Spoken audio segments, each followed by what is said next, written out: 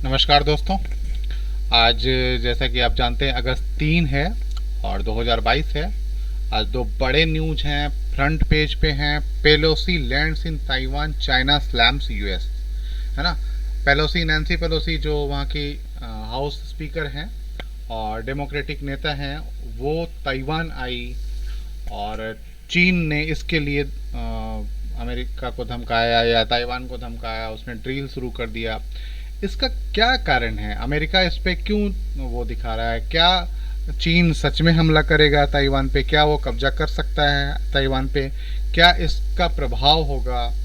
किस तरीके की बातें, या पूरे जियोपॉलिटी में क्या बदलाव होगा? क्या रूस चीन के साथ आएगा या चीन के साथ कौन खड़ा होगा?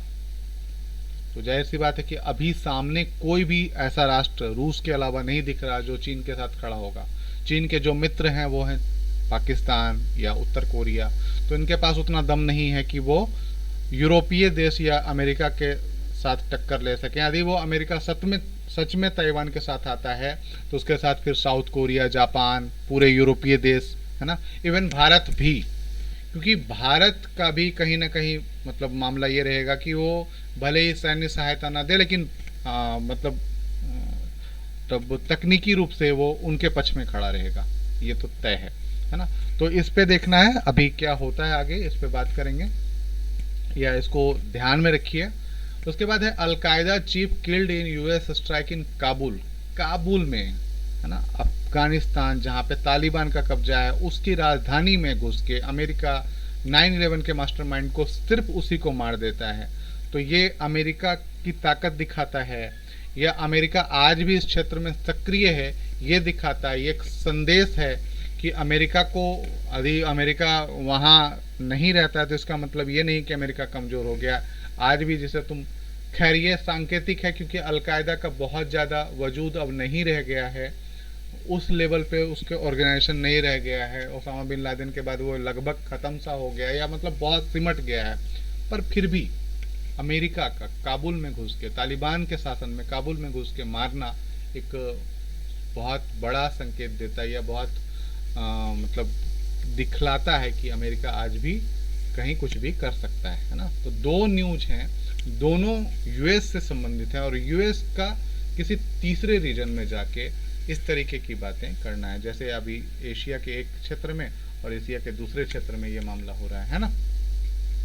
ठीक है, इसके बाद जो है पेज नंबर 6 में है, और इसमें 4 states in south top in misuse of MG NREGS, Mahatma Gandhi ग्रामीण रोजगार गारंटी एक्ट, उसका जो है उसका मिसयूज कर रहे हैं, है ना। तो आखिर किस तरीके का मिसयूज कर रहे हैं ये, और इस मिसयूज का क्या फ़ायदा होगा, है ना। तो इसे आपको देखना है। जैसे रेवेन्यू मिल सकता है, केंद्र सरकार से रेवेन्यू मिल सकता है, और इसमें घपला घोटाला हो सकता है, एक तरीके की बातें, तो इसी पे बात की गई है, तो आप इसे देख लीजिएगा। उसके बाद है making sense of the freebies issue, है ना।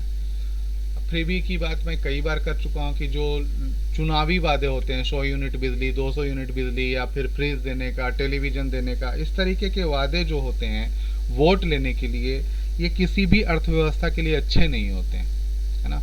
और इसी पे सुप्रीम कोर्ट ने कहा है कि इसे जो है मतलब फ्रीबी को रोकने के लिए एक समिति बनाई जानी चाहिए और इसको नियंत्रित करना चाहिए, है ना। तो देखते हैं इसमें क्या हो पाता है। ठीक है, इसके बाद है, और आप फ्रीबी के पक्ष विपक्ष पे बात करिए कि क्या ये ऐसा मतलब करना चाहिए या क्या नहीं करना चाहिए, इस पे बात करिए। ठीक है, इसके बाद है a turning point in crypto regulation led by Europe. Europe ने रेगुलेशन के लिए, क्रिप्टो के रेगुलेशन के लिए बात करी है। तो यदि ऐसा होता है तो फिर क्या प्रभाव होगा, है ना, और किस तरीके से इसे रेगुलेट किया जाएगा, तो इसको आप देखिए, है ना।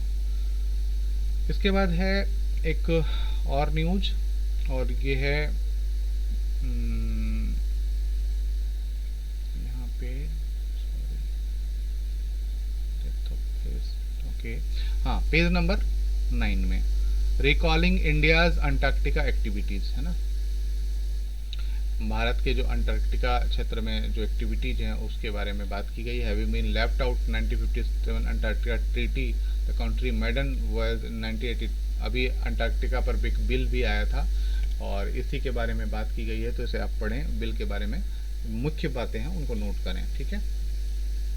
इसके बाद the government package to revive BSNL fortune. आपने देखा होगा कि BSNL की किस्मत बदल सकती है। 1.49 लाख करोड़ या अप्रूव्ड 1.64 लाख करोड़ की रिवाइवल पैकेज है, तो ये काफ़ी बड़ा बूस्ट है। यदि इतना मिलता है तो ये जो कंपनी है ये मतलब काफ़ी ऊपर पहुंच जाएगी और जो प्राइवेट कंपनी हैं उनको भी टक्कर दे पाएगी। तो देखते हैं इसका उपयोग किस तरीके से करते हैं, इसी के बारे में पूरी डिटेल की गई है ना। उसके बाद है टोकनिज्म, एक वर्ड है टोकनिज्म, और इसका wild symbolic gesture are important, they must be backed by concrete action become meaningful ना। Last year when former Australian prime minister Scott Morrison announced that the world would be advance Australia fair. तो आप इसे पढ़ें कि tokenism क्या है और है ना क्यों ये मतलब वुमेन के लिए यूज या इस तरीके की मतलब जो समाज में चीज़ें चल रही हैं उसमें किस प्रकार से इसका यूज किया जाता है, या इस तरीके के और भी कई नए शब्द होंगे आपके जहन में जिनका प्रयोग किया जा रहा होगा।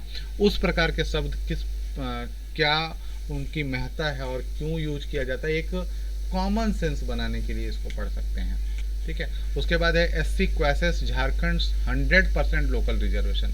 सीधी सी बात है कि जो 100% लोकल रिजर्वेशन होगा उसको तो सुप्रीम कोर्ट रोकेगी ही रोकेगी। और ये बहुत छोटी न्यूज़ दी गई है पर इसे बड़ा करना चाहिए क्योंकि इसमें कई चीज़ें हैं, है ना। जैसे आर्टिकल 14 की बात की गई है, आर्टिकल 16(2) की बात की है, आर्टिकल 16(3) की बात की गई है, 35AI की बात की गई है। तो इन सब आर्टिकल्स की बात करें और कैसे कोई गवर्नमेंट कल्याण वेलफेयर स्टेट है, कोई डाउट नहीं, लेकिन कैसे कोई गवर्नमेंट अपने आप को एक राज्य तक सीमित कर सकती है कि 100% रिजर्वेशन देंगे, है ना। तो इसे आप देखें। उसके बाद वाइल्ड लाइफ प्रोटेक्शन बिल है, उसको देखें, उस बिल में क्या क्या पॉइंट्स हैं इसको देखें, ठीक है।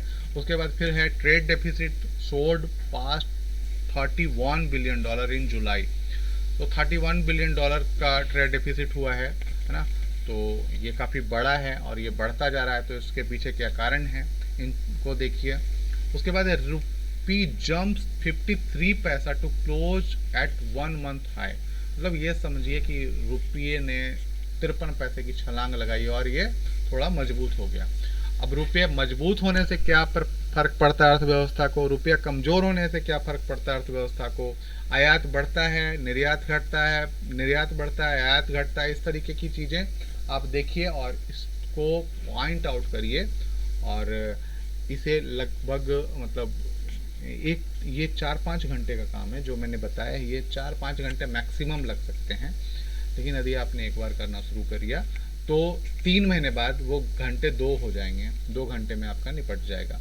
तो इसलिए इसे ज़रूर पूरा करें और नियमित रहें, लाइक कर दें, सब्सक्राइब कर दें, ठीक है, और अपने साथियों के साथ भी शेयर कर लें, ठीक है। धन्यवाद।